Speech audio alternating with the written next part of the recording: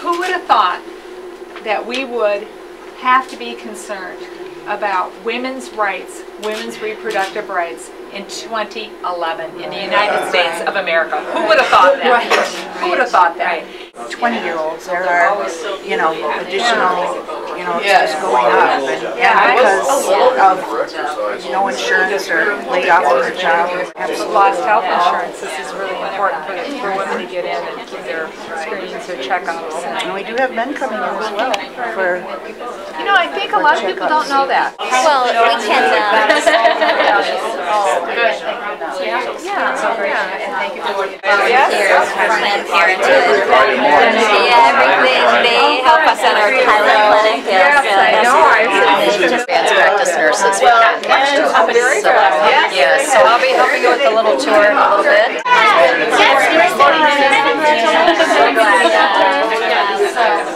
Thank you all for being here. It's really great to see you all here today. I'm Sarah Stace. I'm the President and CEO for Planned Parenthood of Minnesota, North Dakota, and South Dakota. And it's just a thrill to have our clinic filled with so many friends and supporters today. It's a challenging time in our country, isn't it? We all feel that. We all know it. No one feels it and knows it more than Betty McCollum, who we are all so very, very honored to have with us here today. Congresswoman McCollum is, she's a friend, a good friend.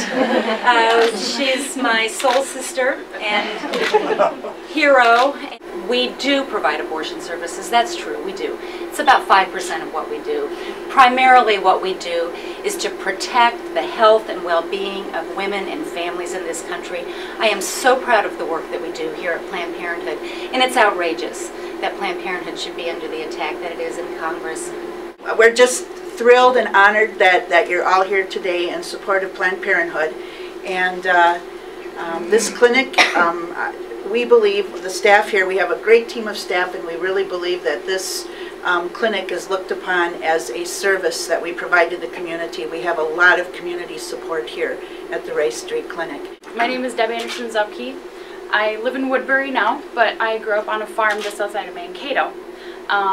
Representative McCollum, I know you know the importance of Planned Parenthood in our communities, especially rural communities. My two older sisters and I relied on Planned Parenthood when we were in high school and we were in college for our annual exams, for our birth control. And Planned Parenthood is the reason my sister Katie's cervical cancer was found early and treated successfully. So, sorry. Well, it's something to be take a Yeah, moment and be thankful for. Yeah. My sister's story has a very happy ending, but without Planned Parenthood and supporters like Congresswoman McCollum, lots of stories would not have happy endings. So my sisters and I thank you, and the women of Minnesota thank you for your support. As Sarah pointed out, yes, there are needed at times. It should be extremely rare and in a moment of difficult emotional crisis for women that they look at having an abortion. That's 5% of what Planned Parenthood does. That means 95% of what Planned Parenthood does. It's a first line defense in women's reproductive health and in women's overall total health. Making sure that women who have lost their health insurance, families who have lost their health insurance during these hard economic times can make sure that they can continue to receive mammography, cervical cancer, other screenings that are needed, and make sure that they can continue to plan and space their families so that each child that's delivered in a hospital and embraced is a child that has been planned for and a child that is just so blessed to be here. That's what Planned Parenthood's about. And I understand that there's a couple of men who come here as well. Committed couples that want to make sure that they start out with a fresh start, a healthy start for their relationship come here. So there's a great Washington Post op-ed. And I just want to read from the first lines from it. I want to give credit to the person who wrote this, Ruth Marcus, and I'm going to quote directly from her. quote, House Republicans voted to increase the number of abortions, raise federal health care costs, and swell welfare rolls. This wasn't their intent, of course, and certainly not their stated policy. But it is predictable and inevitable that the impact of their twin moves to eliminate funding for federal family planning program, Title X, and to strip away Planned Parenthood of all federal money. Well, she's right. That's the unintended consequence. We shouldn't shut down the government. There's no excuse to do that. President Obama has laid out a bold initiative that does put cuts, and there are things that I'm not happy about. But he's freezing spending for 5 years in order to make sure that we do not leave a legacy of debt to our children. And that's important. We can all agree on that. But we have the choice whether we make smart cuts, or as I like to say, dumb cuts. And cutting Title X funding is a dumb cut for all the reasons that we talked about. You know, we need to make smart cuts that invest in the future of this country. Invest in this child, invest in health care, invest in infrastructure that provides America to be stronger. The way forward, not the way backwards. And the attacks on Planned Parenthood and family planning is the way backwards. You know, in Minnesota, birth control pretty much is covered in a lot of insurance policies. If that's not the case across the United States, there's open discrimination that's allowed in a lot of health insurance policies that are sold in other states. And if you're making minimum or making a living wage, and that's an additional out-of-pocket expense, Planned Parenthood helps you pull your resources by the economy of what you're able to do some of the bulk purchase buying. So this is important for women in Minnesota, but this is important to our cousins, our nieces, you know, our family members, our sisters, and our sisters in sisterhood as being women all across this country. The Constitution of the United States does still not fully guarantee the rights of women. Just this week they're talking about in South Dakota, it's going to be justifiable homicide to murder an abortion doctor. This is so horrible to even think that they would even, you know, in the United States, even be talking about something like this. We really need to, when people are making these extreme comments, we have to expose them for what they are.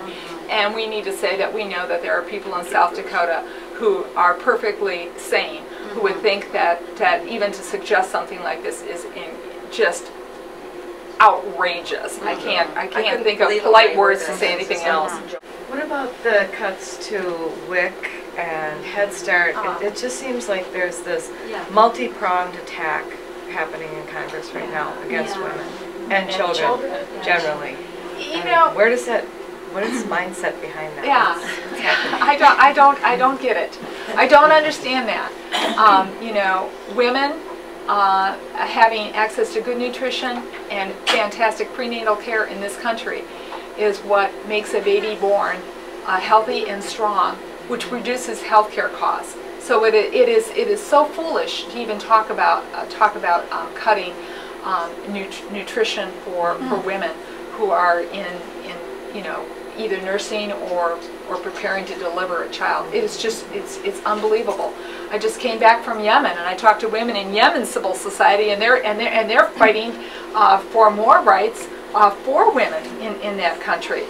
So when they pick up the paper and read that, you know, we're cutting it off, they're kind of like, no, this isn't the America I know. And I told them, this isn't the America that's going to be. We are going to stand together united on here. But what the House of Representatives did is they decided we needed to have an alternative engine. Catch this, 2 different engines for a piece of military equipment. And that we had to protect the military's ability to purchase decals to put on NASCARs. You know, I think there's room to cut in the Pentagon, and if we do that, there should be room to make sure that children and women who are expecting have access to basic nutrition here in the United States of America. You can't let a group of people hold hostage, a small group of people hold hostage on the way forward here in the United States, especially when our economy is so fragile. Hear about my Valentine present to Planned Parenthood. My name is Catherine Werner, and I finally got around to creating my will, and I did so. I signed on the dotted line on Valentine's Day. I have decided that Planned Parenthood Minnesota, North and South Dakota is the sole beneficiary of my estate. And that comes from the heart. Planned Parenthood has helped me and my sister out for many years, and I volunteered for them in 3 different states over 30 years, but I figure this is another way to support this organization. Yeah, so happy Valentine's Day! Congratulations, that's wonderful. We support it a lot. We think it's important that women have the choice to, you know, do what they want to do with their reproduction and have a family if they want to. What's your name? Megan, Hannah. Megan? And what's the little one's name? This is Joseph. Hi there. Say hi. We so appreciate you coming today. It's just such an honor to have you here at our clinic and with our patients and staff and all of these great supporters. And it is also my very great honor to present you with a stack of letters thanking you and supporting your work and supporting Planned Parenthood, and we're all very, very grateful to you for being our leader, Betty. Thank you so much.